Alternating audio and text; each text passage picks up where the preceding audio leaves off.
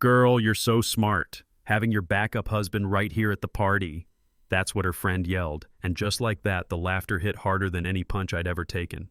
30 people in my backyard, laughing, drinking, living their best lives, while I stood there realizing I was the joke.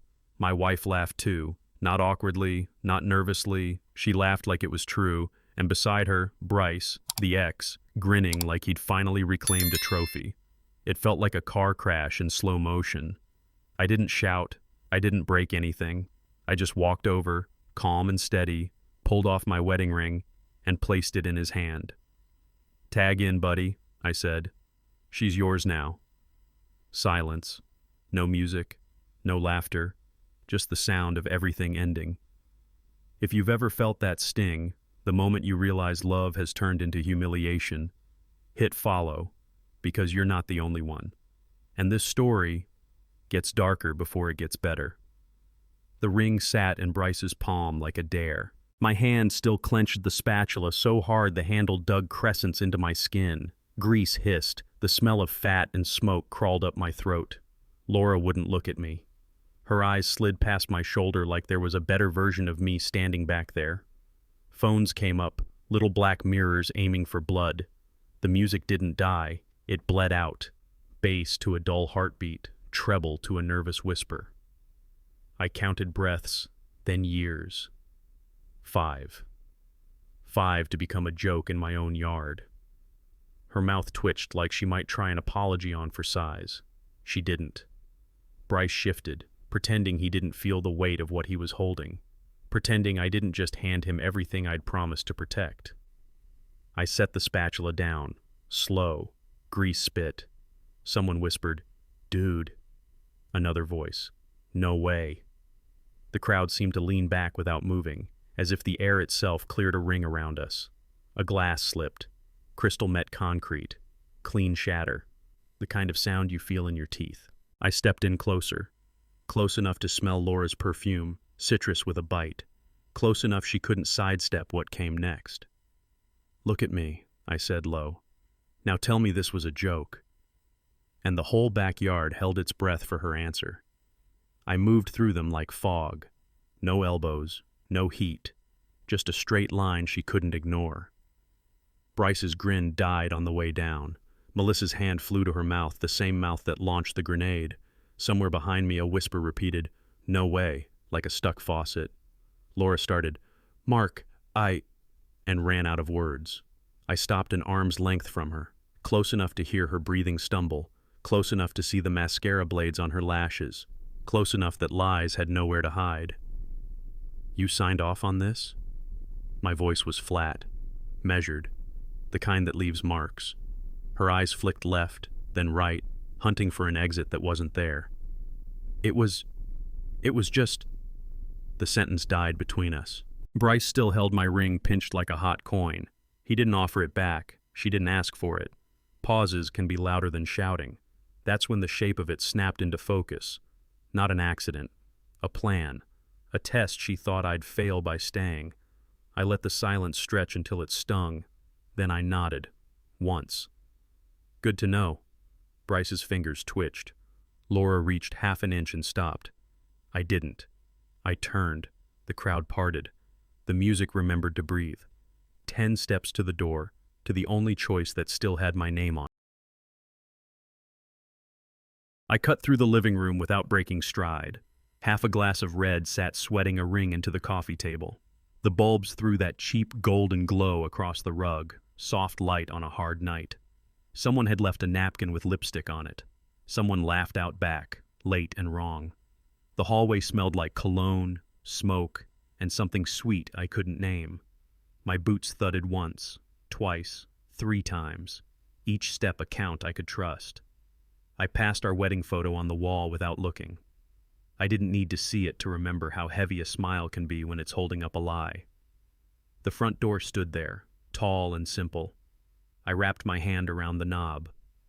Texas night rolled in. Warm air, cut grass, a far-off dog.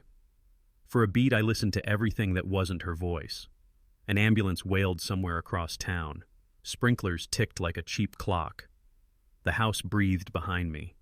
I could feel them on the patio, the hush, the shuffle, the pivot of curiosity. The phone in my pocket buzzed, then stopped, then buzzed again. I didn't check. I stepped over the threshold. The hinge complained. The outside smelled honest. I took one breath like a man who finally finds a window. Then I gave the moment its spine. A hard, clean slam, wood on frame, final as a verdict. And the silence after it stuck like a nail. The truck door groaned the way it always does, familiar as a bruise. I slid in. The wheel was slick with sweat I hadn't earned in a gym. My hand left a print, dark and stubborn. The cab held the day's heat, that stale mix of dust, leather, and work. My air, not hers. The phone lit the cup holder like a lighthouse for a ship I didn't want to be on. Laura, Melissa, unknown. It buzzed in hungry bursts, each one a tug I refused to answer. I turned the key. The engine caught, low and steady. Headlights washed the driveway, the little cracks in the concrete turning into fault lines. I pulled out slow. The cul-de-sac drifted by. Porch lights, flags asleep on their poles, a kid's bike on its side. The houses looked like they always do. Good wood, good credit, quiet lives, until you get close enough to hear what's breaking. No music. I killed the radio before it could try to save me. Tires hummed. My breathing did the rest. I let the road do its work. Straight lines, right turns, distance. The phone wouldn't quit. It vibrated so hard the lid on the console rattled. I reached over, palm hovering above the screen, thumb ready to end it all or open the wound wider. I parked under a streetlight and shut the engine off. The world collapsed to darkness, dashboard ticking as it cooled, my heart beat loud like a fist against a door. Her name lit the cabin one more time. Her name lit the cabin again. I took the call. Breath first, hers, fast and ragged, like she'd been running from a fire she started. "Mark, please." It was just a joke. I watched the red light hold the intersection like a guard dog. My wipers ticked a dry windshield out of pure habit. A truck idled next to me, chrome bright as teeth. I said nothing. Silence can be a mirror. It shows people the shape of their own words. She filled it. I didn't mean it. Everyone was drinking. Melissa, the joke, I said finally, works because it sounds true. Traffic crawled. The light stayed red. My thumb hovered over the hang-up like a trigger I didn't want to learn. She started to cry. Not the soft kind. The gulping kind that begs you to rescue the person who threw you overboard. "Can we talk? Please. Come home. We can fix this." I pictured the patio lights, the phones, the ring in another man's hand. My voice came out low, steady, cold enough to carry. When a man laughs, he's weak. When he walks away, he's cruel. I let the line breathe, then gave her the blade. "Which do you want?" The light flipped green. I didn't.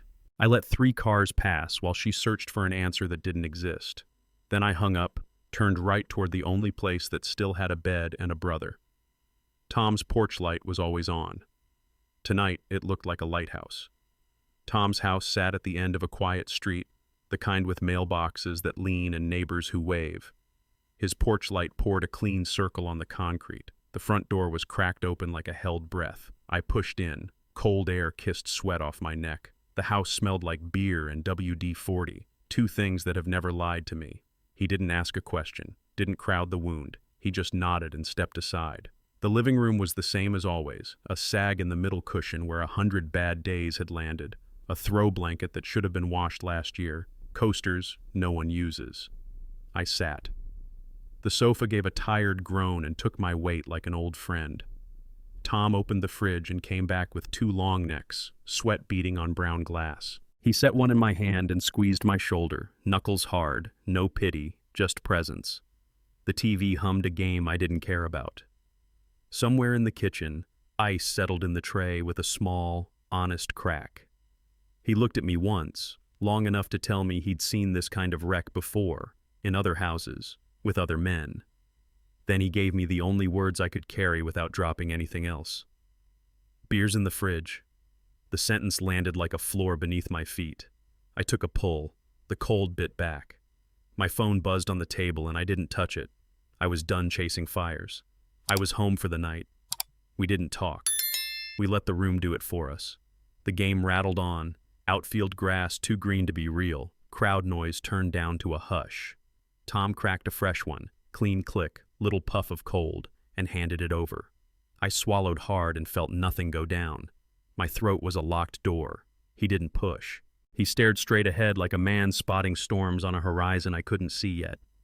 The clock on the stove clicked to the next minute. A dog barked 2 streets over.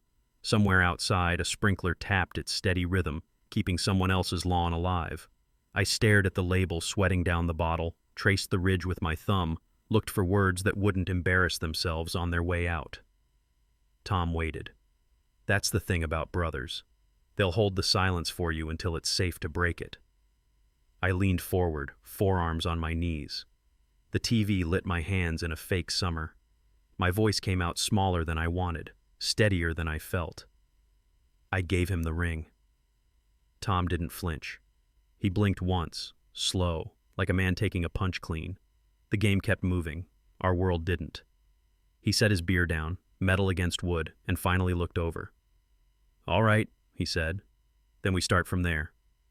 The bottle felt heavier. I took a long drink that didn't help, and the night got very real. It was one of those long American nights, air still, minutes loud, the house holding its breath. The phone started its light show on the coffee table. Buzz, flash, pause, again. Melissa. Paragraphs dressed up as apologies. Bryce. Voicemail. I could practically hear without pressing play. Cool voice, empty words. Laura's name sat on top like a lit match I refused to touch. I watched the screen blink against the ceiling, little pulses of false hope. Notifications are mosquitoes. They want blood and don't care whose. Tom pretended to care about the score. I knew he was counting the buzzes same as me. Every vibration tugged at something I wasn't giving away anymore. I thumbed the phone awake, read nothing, let it time out. Did it again. Stupid reflex. Then I set it on my palm like a weight and asked myself a simple question. Who's running who? I opened settings. Do not disturb. On. The sound died like a bad habit starving. I flipped the phone face down. Screen to wood. No light. No bait. The table took it and stopped caring. Tom exhaled through his nose, a quiet laugh that wasn't humor. Good, he said, eyes still on the game. Yeah, I answered, and meant it. The messages were still there, but not in me. I leaned back, let the silence take the room, and felt the first inch of distance open up between the fire and my skin. Tomorrow could have me. Tonight was mine. Morning came clean and unforgiving. I waited in my truck half a block down until Laura's car backed out, paused, and disappeared. The driveway sat empty like a pulled tooth. I walked up slow, key in my pocket, a knot in my throat I couldn't swallow. The front door gave, same as always. The house smelled like old wine, charcoal, and perfume turning sour. Last night's noise dried on the walls. Plastic cups slumped on the counter. A fork on a paper plate like a weapon dropped after a fight. I moved through it quiet, shoes careful, eyes scanning for, I don't know, something honest. Down the hallway the air cooled. A stray earring on the runner, a smudge on the paint where a shoulder leaned. I reached the bedroom and stopped at the threshold. The room felt wrong, like furniture had learned to lie. The bed slightly off its usual angle. Pillows dented in a way that read like fingerprints. Crime scene. That's what flashed through my head. Not blood and body, intent, timeline, motive. I stepped in. The closet door was cracked, a thin slice of dark. Her nightstand crowded with the usual, hand cream, water glass, charger, except for the tablet. Face down, like a guilty witness. I didn't touch it yet. I let the picture build. The shirt on the chair back, the gym bag half zipped, the faint citrus in the sheets. I felt it in my gut before I had proof. An ending doesn't always kick the door. Sometimes it leaves the door open and waits. I turned the tablet over. The screen woke to a field of little bubbles in the kind of blue that makes bad news look polite. No passcode. Her thumbprint had done me one last favor last night. Messages stacked high, dates, times, that quiet rhythm of two people orbiting the same secret. I scrolled. Work talk that wasn't work. Memes that only make sense if you share a past. Midnight jokes. The old inside language warming up like an engine. Bryce's photo sat in the corner of each bubble. A clean jaw, gym tan, that smile I'd seen across my own yard. I listened to my own breathing. It sounded like a man on a ladder that won't stop shaking. I kept reading. Ran into you at the gym was wild. You looked good. We should catch up. Coffee receipts I'd already recognized in my head lined up with timestamps on the screen. February, March, April. A record of two people slowly removing the word just from friends. I wasn't looking for porn. I was looking for intimacy. I found it everywhere. The way she complained about me like I was a coworker who missed a meeting. The way he said, "You always got my jokes." The way she answered, "I've missed this." That line did the cutting. Not the word missed. The word this. Not me. Not us. The rush. The flirt. The door cracked open to a room I didn't live in anymore. I took pictures. Date. Time. Thread. Evidence for a judge. But more than that, a map for me. Where I lost my marriage. One message at a time. I lined the pieces up the way a man lines up tools before a hard job. Screenshots first. Clean edges. Date stamps sharp as teeth. February 14th. Her text, "Working late. Little gray bubble at 2:31 p.m. My statement shows a $53 charge at a downtown coffee shop at 2:07. Same day I made dinner, candles, the good plates. March. Another cafe, $67, mid-afternoon. April. 3 hits, different places, same pattern. The calendar on her tablet says, "Client meeting." The thread with Bryce says, "You free?" Followed by a winking face and a picture of a latte. I pulled our bank app, scrolled. The gym membership in January, sure. Same day, a charge at a sporting goods store, $140. I never saw those clothes. Ride shares midweek from a block that isn't her office. A photo tag from the gym at 6:10 p.m. A text to me at 6:12. Running late, don't wait up. The math does what math always does. It tells the truth without feeling a thing. I took photos of everything. Time, place, overlap, each one a nail. My hands shook, not from anger, from the weight of seeing it all laid flat. Not a mistake, a system, not a story, a ledger. I looked around our room like it could argue with the numbers. It couldn't. 15 lies, I said into the quiet, voice barely mine. That I can prove. I pocketed the tablet, the screenshots, the last of my denial, and walked out. I didn't slam any doors this time. I just drove. No destination, no music, no one in the passenger seat telling me how this could still be fixed if I'd just stopped taking it so seriously. The night pressed cool against the glass. Wind worried the weather stripping and made a low, honest sound. Streetlights smeared into long yellow bones across the hood. I passed the grocery store where we pretended routine was intimacy. The park where we sat on a bench and called it us time while we each scrolled other lives. The gym she found herself in. All of it looked the same from the outside. Most things do, right up until they don't. I waited for the sting behind the eyes, the rattle in the chest. Nothing. Just that dull, wide ache men don't have words for without someone telling them they're being dramatic. My hands settled on the wheel at 10 and 2 like they were trained for this exact trip. A red light caught me and held me in place. The engine ticked. Somewhere a train pushed through the dark, horn low and steady.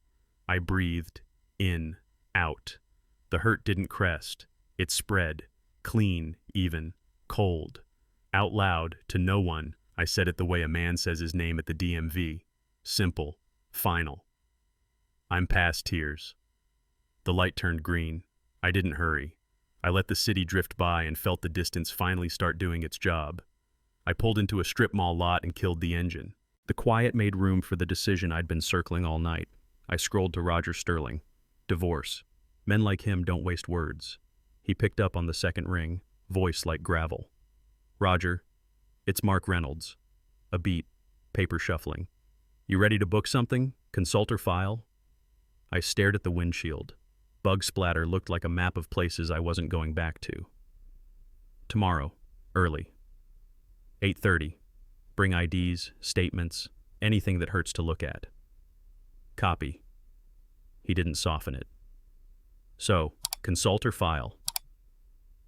I watched a father walk his kid into the donut shop, hand on a small shoulder. 5 years ago, I thought that was the road I was on. Maybe I was, and she took the exit while I wasn't looking. I swallowed, felt the word shape itself, heavy and precise. File.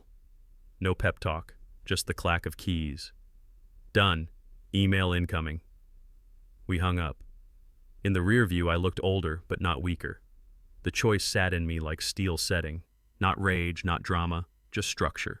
A frame you can build on. I started the truck and merged back into traffic. Same streets, new route. The phone buzzed with an unknown number, then her name. I let it roll to nothing. The only voice I needed next was a clerk telling me where to sign, and for the first time in weeks, my hands stopped shaking. Her text landed before I reached Tom's. We need to talk. Then another. I'm outside. Please. Then 3 dots that blinked like a bad promise. I parked, took the phone inside, and shut off every light but one. The room went blue around the edges, that cold glow that makes everything look truer than it feels. My shadow stretched long on the wall, a taller, thinner version of me that didn't flinch. I typed slow. Lawyer only. Sent. She replied fast. Don't do this. We can fix... I cut it with the simplest truth I had left. No. Silence. Then an avalanche. Melissa's apology script, Bryce's voicemail icon, unknowns offering opinions no one asked for. The screen pulsed on the table like a trapped heart. I watched it without touching. Boundaries aren't walls you build for other people. They're doors you lock for yourself. I opened settings. The switch waited, small and clean. My thumb hovered, then settled. One tap, block. Everything went still. No buzz, no flash, just the hum of the fridge and the old house breathing like it was finally off the hook. I set the phone face down and sat back into the dark.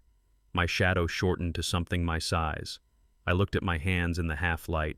Grease lines, small cuts, work I could be proud of. There are men who'll call this cruel. There are men who'll call it weak. But a line drawn is a life saved. The screen stayed black. The room stayed mine. And the next move, for once, was only up to me. Tom took the stack and went page by page, no hurry, no commentary. The room settled around his breathing. He paused at a timestamp, jaw tightening, that tendon by his ear standing out like a warning. Another screenshot, another small nod, the kind men give when the facts are ugly and familiar. He didn't look at me. He looked at what she wrote, what he wrote, the space between each line where the real message lived. This is calculated, he said finally, voice flat enough to hold weight. Not heat. Weight. He lined 3 prints side by side, her working late, the coffee charge, the grin in Bryce's profile picture, then tapped once with a blunt finger. Pattern, not accident. I swallowed. My mouth tasted like pennies. Yeah. Silence thickened. Not awkward, just dense with what we weren't going to excuse. He read 2 more messages, shut his eyes for a beat, and let out air through his nose. The clock on the stove ticked. Somewhere outside, a car door thumped and an engine turned over. Inside, nothing moved. He set the last page down as carefully as if it might bruise the table. Then he looked at me, steady, older brother and witness in the same stare. You did the right thing. It didn't feel good. It felt like a floor that wouldn't give way. I nodded, once, and pulled the bank statements closer. We weren't done. We opened the accounts like a hood and started tracing lines. January 1st, gym membership. Same day, sporting goods, $140. New shoes, leggings, a bag that never crossed our threshold. Where did it go, Laura? I asked the empty room, and the question hung there like a light left on. February 14th, her working late at 2:31, coffee downtown at 2:07. I remembered the reservation at 7, the flowers I rinsed in the sink, petals bleeding pink. March 15th, cafe at 2 o'clock, text at 2:30, stuck in a meeting. Tom circled it, shook his head. That's not a meeting.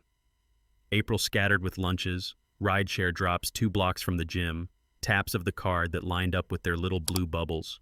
We drew a rough timeline in pen, then a cleaner one in our heads. Receipts don't argue, they point. I checked her calendar notes on the tablet, client, deadline, late, and matched them to messages. You free? Miss your face. The map took shape. Not a blowout, a slow leak. Tom cracked the window. Air moved the corners of the statements like they were breathing.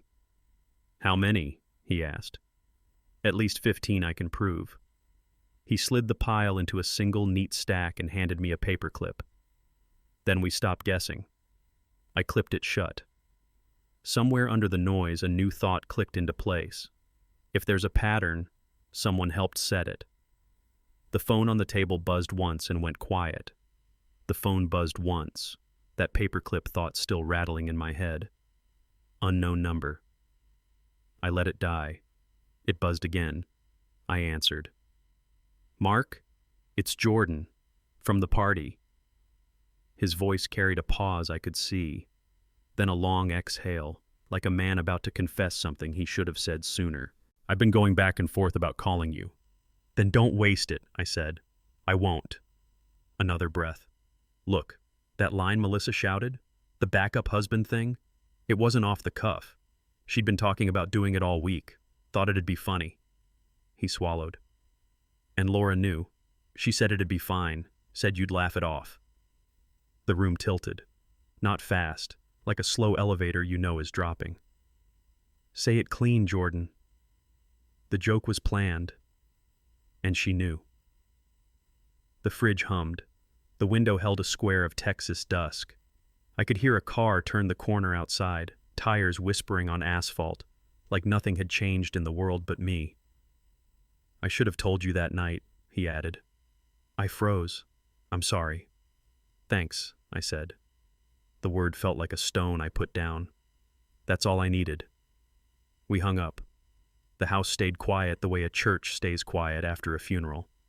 I looked at the stack of papers on the table and realized they were just evidence. This was motive. And motive changes everything. I leaned back until my shoulders found the groove the couch had carved over years of taking hits. The ceiling blurred into gentle squares. The fridge clicked, then droned. My beer warmed into something you drink out of obligation. I set it down and let my fingers go slack. The bottle rolled a 1/4 inch and stopped against a knot in the wood. Jordan's words found their place and stayed there. Not a stray spark, a fuse, not chaos, design. The patio, the phones, the grin, the silence, none of it random. A stage, an audience, a punchline they rehearsed with my name already written on it. I thought about her face when I asked, "You signed off on this?" and how the air got heavy with what she didn't say. I thought about Bryce holding my ring like a prize in a raffle he didn't have to buy tickets for. I thought about Melissa's mouth, loud enough to be brave only when it cost her nothing. Something inside me stopped arguing with the facts. The map was the territory now. I said it out loud so the room would hear it and I couldn't take it back. So it wasn't a joke. It was a test. A test I passed by leaving. A test she failed by giving it. The words settled like a level snapping true. I picked up the folder, slid the clip tighter, and felt the next hour line up in my bones. Call Roger back, finish the list, serve the papers. The hurt would have its day, but I'd have the rest. Roger's office was all file boxes and fluorescent honesty. I slid the folder across. He opened it like a man opening a toolbox. No ceremony, just reach for what works. Screenshots first, then bank lines, then calendar notes. His eyes moved quick. Pencil tapped dates, circled charges, drew a straight spine through months I'd been pretending were crooked for other reasons. Gym January. Sporting goods same day, no items at home. Valentine's coffee, March overlap, April lunches. He stacked 3 pages, nodded once. Judges like timelines. The words were cold water. Not comfort. Clarity. He flipped to my list. Clean split, no support, separate cars, bank 50-50, I keep the tools. Reasonable, he said. She'll push. Expect noise about you walking out. I left after being humiliated in my own yard, I said. Save the speech for me. Courts prefer receipts. He slid me a pen. Initial here, here, and here. We'll serve her by Friday. I signed. The ink felt heavier than it should. He tucked the folders shut like sealing a crate. You'll want to call, text, explain, he said. Don't. Documentation beats drama. I stood. The room didn't feel smaller. I did. Leaner, stripped down to frame and bolts. He shook my hand like a man handing a wrench back. Outside, the heat slapped honest. My phone buzzed. I let it starve. I had a timeline now, and a clock that finally ticked in my favor. Tom's phone lit up on the counter with her name. He glanced at me, then answered on speaker. Her voice came thin and shaking, that mix of pride and panic people get when they're asking without wanting to sound like they are. Tom, can I talk to him? Just 5 minutes. We could try counseling. We can fix... Tom looked at me, eyes asking what I didn't need words for. I shook my head once. He kept it simple. He's here. Mark? She said, like the name itself might rewind tape. I took the phone and stared out the window at Tom's beat-up mailbox and the American flag lazy and no wind. My voice stayed even. We're past counseling. Silence. A breath hitched on her end. I made a mistake, she said. No, I answered. You made choices. She reached for softer ground. What about 5 years? They don't get shorter because you're sorry. I handed the phone back to Tom. He ended the call, no flair, just a thumb and a click. The kitchen filled with ordinary sounds, the hum of the fridge, the shake of ice from a tray, a neighbor's truck coughing to life. Tom set a beer down in front of me. You good? I will be. He nodded like a judge who's seen both sides and still knows right from wrong. The urge to call her, to explain myself, flickered and died. That door didn't just close, it locked. And for the first time, I didn't reach for the handle. Morning met me on the sidewalk, cool air biting my lungs awake. I laced up and pushed off. Left, right, repeat. Head down, spine long, hands loose. No phone in my palm. No voices in my ear except the music beating a simple pattern I could obey. Block after block, the world settled into parts I could name. Damp grass, trash cans at the curb, a paper tossed short of the porch. The city yawned, sprinklers ticked, a dog announced nothing to anyone. I took the hill to the overpass and felt the burn climb with me. Breath in twos, feet in fours, heart keeping score. I didn't run fast, I ran honest. A freight of noise had been idling inside me for weeks. Out here, the engine finally downshifted. At the top, the highway spread like a steel river. Trucks rolled east. The sun pushed a dull coin up behind a line of oaks and set the guardrail shining. I slowed to a jog, then a walk, hands on hips. Sweat cooled in the morning breeze, salt on my lips, a clean taste I'd almost forgotten. The song in my earbuds matched the pace in my chest. For a moment, the math lined up. Breath to heartbeat, step to step. No lawyers, no texts, no yard full of witnesses. Just oxygen doing its job. I looked out over the lanes and let a long exhale empty me. The thought rose quiet and simple. I'm still here, not whole yet, but alive. I turned back toward home and took the first mile easier than the last. By noon, Roger had me back in the fluorescent truth. He held his phone out, eyebrows pinched. She's threatening to contest, wants spousal support. I almost laughed. It came out a dry breath. Of course she does. He read from a note, voice flat.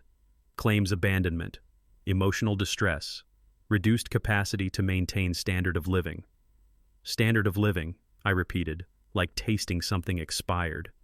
The folder on his desk looked right at me. Dates, times, coffees, ride shares. I tapped it. Her standard's been doing fine. Roger shrugged the way professionals do when they've seen worse. We counter with documentation. Judges like timelines. But you should be ready for noise. Noise I can handle. He waited, pencil hovering. How do you want to respond to the support? I thought about the backyard, the ring in another man's hand, how quick a laugh can turn into a verdict on your life. I let the silence do a slow lap around the room. Then, Tell her she can move in with Bryce. Roger didn't smile. He just wrote it down, neutral ink on neutral paper. We'll phrase it professionally. Please do. My phone buzzed, her name flashing and dying before the second vibration. Outside, heat scuffed at the windows, bright and unforgiving. Inside, the AC hummed like a metronome.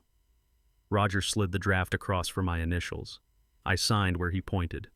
No speeches, no heroics. Just the facts, tightened until they held. Expect pushback, he said. I'm pushing forward, I answered. I walked out with a copy under my arm and a line I wouldn't cross tucked in my pocket. Night settled clean over Tom's place. No TV, no game, just the hum of the fridge and the tick of the wall clock doing what clocks do. My phone lit the table with a small, guilty glow. Melissa. Long paragraphs, soft words, the kind of apology people send when they're trying to save face, not souls. I never meant for it to go that far. We were just joking. I feel awful. I typed slow so I wouldn't lie to myself. You meant every word. Send. 3 dots. A new burst of spin. I didn't read it. I held my thumb over the options, felt the pulse in my wrist, and chose the only piece I could control. Block. Her thread collapsed into nothing. The screen returned to my lock photo, sunlight on a trail I hadn't run in months. The silence that followed wasn't empty. It was clean. I set the phone face down and listened to the small sounds a house makes when it believes you again. Outside, a car rolled past, bass low, gone quick. Inside, air moved through the vent like a breath you didn't know you were holding. No buzz, no flash, no hooks left in me. I rinsed my glass, left it to dry, and turned off the kitchen light. The room went dark in a way that didn't threaten, only confirmed. Not everything needs a reply. Not every fire deserves water. Sleep came like a promise I hadn't trusted in a while. The diner was all chrome and yesterday. Neon washed the windows in cheap pink. Coffee smelled like it had a union. Roger sat 3 booths down with a newspaper held wrong side up, close enough to be there, far enough to be no one. I slid into my seat and wrapped both hands around a mug I didn't need. The door chime kept count of strangers until it didn't. Laura walked in. She looked smaller, like worry had taken a bite out of her and kept chewing. Eyes ringed dark. Hair pulled back in a way that said function, not style. She saw me, straightened, and crossed the floor like someone bracing for cold water. When she sat, the vinyl sighed. "Thanks for coming," she said. I nodded. Nothing more. We let the waitress pour coffee and vanish. The neon drew a hard edge across her cheekbone. She put her hands on the table, then pulled them back, like the surface was hot. "I haven't been sleeping," she tried. I looked at the door she'd walked through, then at the door I'd already chosen weeks ago. "I can tell." Her mouth trembled, then set. "Can we talk like adults?" "We are." She searched my face for the man who'd flinch. He wasn't here. Over her shoulder, Roger turned a page like time does, forward only. The chime dinged again for someone else's morning. Ours had already started a long time ago, in a backyard where laughter made more noise than truth. Now the bill was finally coming to the table. She went straight for the line she'd rehearsed. "Nothing happened with Bryce." I let the words sit on the table between us like a wet match. No reaction, no rescue. The neon buzzed. A semi downshifted outside and dragged the silence with it. She tried again. Mark, we didn't. We just talked." I nodded once, not yes, just motion. I kept my eyes on hers and let the air get heavy. People tell the truth faster when they're alone with it. She fidgeted with a napkin until it unraveled, white threads on red vinyl. I leaned in just enough for her to feel it. "Let me ask you something." She braced.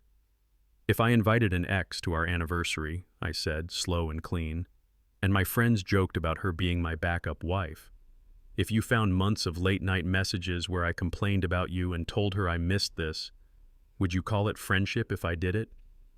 Her face dropped the mask, the shoulders, then the eyes. She stared at the coffee like an answer might be floating in it. "No," she said, small. "That's what I thought." She swallowed. I was confused. "You were careful," I said. There's a difference. Roger rustled his newspaper 3 booths back. Time turned another page. Laura folded the ruined napkin into a ball and set it beside the untouched menu. She finally looked up and saw I wasn't angry anymore. I was done. She reached for the last tool in the drawer. "We can do counseling," she said, voice steadying like she'd found the right script. "We can figure out what went wrong." The waitress drifted by with a pot none of us needed. Coffee steamed. Nobody ordered a thing. I let the offer hang. It tried to sound like hope. It sounded like delay. "What went wrong," I said, "isn't a mystery." I kept my tone even. "You didn't trip into this. You walked. Over days. Over texts. Over lunches." I tapped the table once, a quiet gavel. "Those aren't mistakes. Those are decisions." She winced, then straightened. "People make bad decisions." "They do," I said. "And they live with them." She blinked fast, like she could wash the room out. "I'm saying I want to fix it." I thought about the backyard, the phones, the ring in someone else's hand. I thought about Jordan's call, the planned joke, the planned laugh. I thought about the word us and how small it had gotten. I softened my voice, not for her, for the truth. "This isn't punishment. It's a boundary." She pressed her lips together. "So what do you want?" I didn't raise my voice. I didn't look away. "Sign the papers." The sentence landed without echo. She stared at me, then at the door, then at her hands. The waitress passed again, set down the checkbook like a verdict. Laura nodded once, barely. "Okay," she said, and a quiet I could live with took the booth. She stared at the checkbook like it held a different ending. Then, softer. "What about Bryce?" I almost laughed, but the sound didn't bother getting born. "What about him?" Color touched her cheeks, then left. "Did you mean it? That night, when you said—" "I meant it," I said. "You're free." Her hand inched across the table, then stopped halfway, as if touching me might change the math. It didn't. She pulled it back, fingers folding into a fist she couldn't use. The neon hummed. Somewhere behind us, silverware clinked like rain. "You don't have to be cruel," she whispered. "This isn't cruelty," I said. "It's clean." I slid out of the booth. My wallet felt thin, honest. I set a 10 on the table next to the untouched menus. Tip for a coffee I didn't drink. Farewell for a life I wasn't keeping. She watched the bill like it might speak for me. "You'll be okay," I added. "You've been practicing." Her mouth quivered, then steadied. "I'm sorry." "I know," I said, and let it mean only what it could. I nodded once, a small goodbye built to last, and turned toward the door. The chime announced me to a morning that didn't owe us anything. Behind me, the booth held our silence. In front of me, sunlight and parking lot heat. I didn't look back. Roger met me in the lot, tie loosened, eyes taking quick inventory the way men do after a fight they didn't throw. He squinted at the sky like it was testifying. That was brutal. "I'm done with feelings," I said. "They've had their turn." He gave a dry half-smile. "She'll sign." I believed him. Not because he said it, but because the room we'd just left had nothing left to negotiate. A breeze pushed hot air across the asphalt. The blue above us was too bright to lie. "Next steps?" I asked. "Paperwork, clerk, waiting," he said. "Expect a final burst of messages, maybe friends, maybe family." He glanced at my phone. "You still on Do Not Disturb?" "Long as it takes." He nodded approval the way a coach nods at a clean break. "Good. Keep your answers short. Or don't answer." A pickup down the row coughed to life. A sparrow hopped near a receipt that wouldn't decide if it was trash or evidence. I felt lighter, but not light. Stripped back to frame and bolts, the way houses look before walls make promises. Roger offered a handshake that felt like closing a deal with myself. "You need anything?" "I need time," I said. "And a quiet drive. Both are in your favor." He headed for his car. I headed for mine. Radio off, windows down. The kind of heat that forces you to breathe slower. The kind of truth that finally holds. Sleep skimmed the surface and never sank. I lay on Tom's couch, eyes open to the slow churn of the ceiling fan. It ticked like an old metronome trying to keep a life in time. In the dark, her eyes came back. How they slipped past me at the party, how they begged at the diner, two different truths in the same face. I waited for anger. It didn't clock in. I waited for grief. It sent a junior. My head felt emptied out, shelves bare, labels peeled. Not peace, just no more inventory. The AC breathed steady. Pipes in the wall knocked once, then quieted, like the house remembered not to startle me. I stared at the ceiling until the lines blurred and the fan became a gray sun. I wasn't rehearsing speeches anymore. No rewinds, no what-ifs. The past had turned into facts, and facts don't bargain. I rolled to my side and watched the red blink of the router, steady as a lighthouse for a coastline I wasn't sailing. Out loud, to the quiet, I said the ugly, honest thing that fit. I don't miss her. I miss being married. It didn't echo. It just settled. A truth shaped like a chair I could sit in without it breaking. I closed my eyes and let the clock keep the night. By noon, we signed the temporary orders. Clean split for now, guardrails while the rest caught up. The clerk stamped, slid the copies back, and didn't look at either of us longer than policy required. I drove to the old house with cardboard boxes, riding shotgun, and gravity doing what gravity does. Inside, the air had the stale sweetness of a place that hasn't been laughed in. I folded my life into squares, shirts I actually wear, tools that don't lie, the good skillet. A key slipped off the hook and pinged the tile, a tiny, final bell. I left it where it fell. Some sounds don't need company. The hallway held our echo, paint smudges from hands, a dent where we bumped the dresser that first night. The bedroom was smaller than I remembered. I grabbed the last stack of books and looked up at the frame on the dresser. Our wedding photo, edges yellowing like the paper knew before we did. I picked it up, felt the weight of glass, the ghost of that day. We looked young enough to believe vows carried themselves. I set the frame back down, face down. I didn't take it. A box flaps shut can sound like a door. I taped the seams, lifted, and walked out without checking lights, windows, or memories. On the porch, sun hit hard and clean. The lock turned behind me for the last time, and the quiet that followed didn't chase me to the truck, it let me go. The new place didn't ask for much. A square of grass out back, a fence that knew its job, windows that opened without a fight.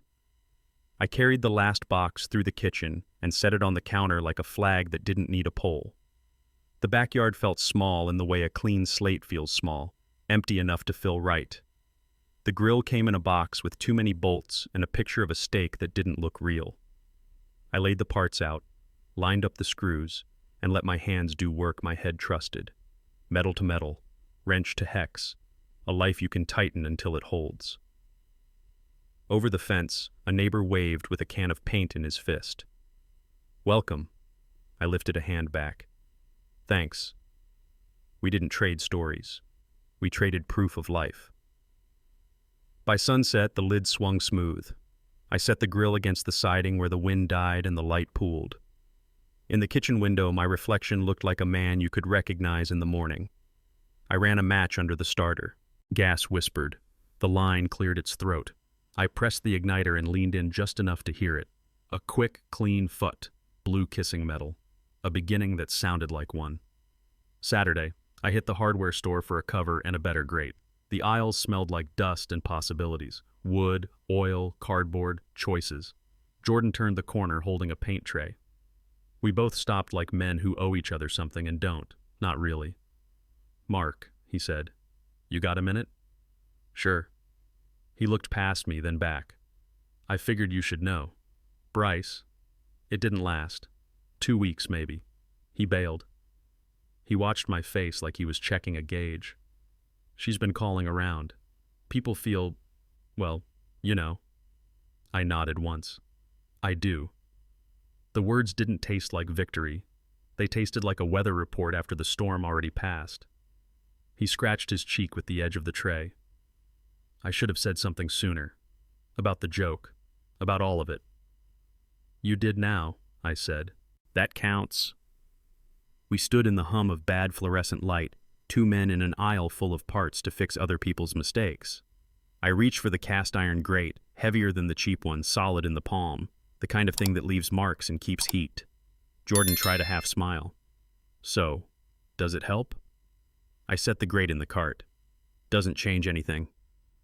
He nodded, relief and regret mixed, and moved on. I paid cash. The door sighed me back into the Texas sun. The heat climbed my forearms. The truth stayed where I'd put it. Quiet, settled, done. Unknown number. The text was polite to the point of insult. This is Bryce. I owe you an apology. I stared at it long enough to feel nothing, then walked it over to Tom. He read, snorted, and shook his head the way men do when a dog that bit finally tries to lick your hand. He wants to clean his mirror, Tom said. Let him use his own rag. The phone buzzed again. Another paragraph. The kind that tries to sound brave without saying anything real. I scrolled one line, then stopped. You learn eventually that not every message is a door. Some are just nets. I held the screen where Tom could see it. Good PR, he said. Zero cost. I opened the options. Delete thread. Confirm. The bubbles vanished like a cheap magic trick. Then I did what I should have done the first time I saw his name. Block. Tom cracked a grin. Not mean. Satisfied. I slid the phone into my pocket and felt the quiet click into place. No buzz. No voice. No weight that wasn't mine. He waited for a speech. I kept it short. He doesn't get my energy.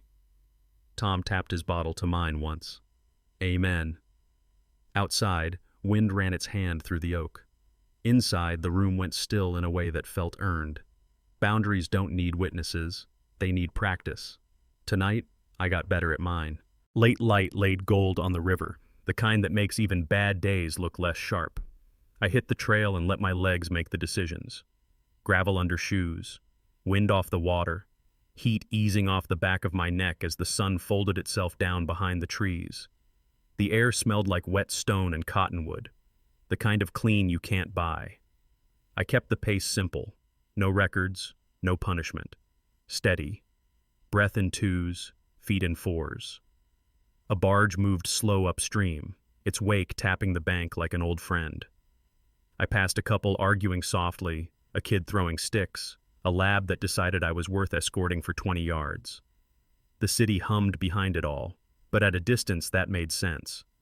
A mist hung where the water met the rocks, cool on my shins. I picked up for the last quarter mile, felt my chest open, and my mind stop making noise. It's strange how quiet gets louder when you let it.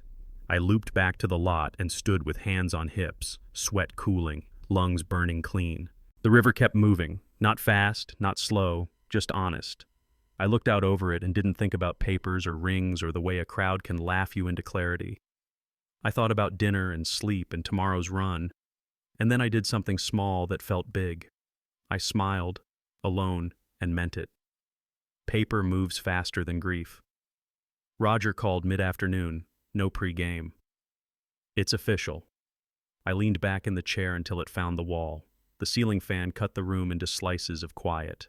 Breath in, out, the kind you take after holding one too long. He cleared his throat. Congratulations. The word fell between us and didn't find a floor. No balloons, no high fives, just me in a small house that suddenly felt an inch bigger and an inch emptier. He walked through next steps, copies, filings, the clock that starts now. I said, got it, and meant I didn't want to talk anymore. We hung up. The room kept its promise of nothing. On the table sat a single envelope with my name on it like a new mailbox. Outside, a mower droned 3 doors down. Somewhere a kid yelled about a game I wasn't invited to lose. I tried on a few feelings. Relief fit, but loose. Sadness sat like a coat I'd already donated. Mostly there was space. Space where a fight used to be. Space where a future might go. I let the chair legs thump back to earth and watched the light move across the floor like it had somewhere better to be. No toast, no post, just a long exhale and a quiet that didn't need explaining. By sunset, the grill was breathing right, coals banked, lid warm to the touch. Tom rolled up the driveway with that 2-finger wave people learn on back roads and brought a sack that clinked. We didn't talk about the call. We didn't need to. Fire does what it does. Meat hits metal and tells you when to flip. Stakes down. Sizzle like rain that means it. Smoke climbed and took the day with it. Tom handed me a beer, cold enough to bite. We tapped bottles once, a clean sound, and let the quiet do its work. He told a story about a guy at the shop who tried to fix a transmission with YouTube and stubbornness. I snorted beer through my nose. He called me an amateur. We laughed the way men laugh when the punchline doesn't draw blood. No names from the past crossed the fence. No autopsy of what-ifs. Just pepper, salt, a good sear, and a plate. He asked about the new grate. I bragged like I built it. We ate leaning on the rail, juices running, dusk soft as a mercy you don't have to deserve. Tom slung the empty bag into the bin. "You're all right," he said, more statement than question. "Getting there," I answered. The grill ticked as it cooled, crickets tuned up. We stood in the kind of evening that holds, and for once the only weight in the yard was the kind you put on a plate. A year slid by without asking my permission. Tuesday evening, mail stacked on the counter, grill cover drying on a chair. My phone buzzed with a name I hadn't seen since the ink dried. Laura. Message request. I let it sit a minute, watched the little preview glow and fade. Then I opened it. You were right. Nothing dramatic. No paragraphs. No autopsy. Just the sentence people write when denial runs out of road. I read it slow. Felt for the old tremor. Nothing. Heart steady, like a truck at idle. A couple of photos from her profile floated with it. New haircut, tired eyes. I wasn't angry. I wasn't nostalgic. I was level. I typed 2 words that didn't gloat and didn't bend. I am. Send. The dots came and died, came and died. I didn't wait to see if a story formed. I held the thread with my thumb until the options rose. Delete conversation. Confirm. The screen returned to my home page, clean and ordinary. In the window, dusk laid a gray strip across the yard. Somewhere a neighbor's sprinkler clicked on, right on time. I put the phone face down and stood there a second, listening to the house breathe. Closure doesn't always feel like a door slamming. Sometimes it's a drawer sliding shut without a squeak. I rinsed a plate, wiped the counter, and let the night be just a night. I ironed nothing. A plain shirt, sleeves rolled once. The kind of choice that doesn't try too hard. In the mirror, I wasn't impressive. I was steady. The face looking back didn't ask for anything I couldn't give. Wallet, keys, phone, light off. At the door, I checked the lock twice out of habit and once for peace.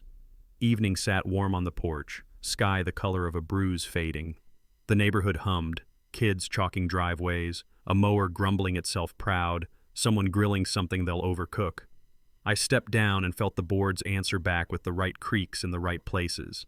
Claire had texted an address and a smile I could hear. Accounting, brown eyes, laughs with her whole shoulders.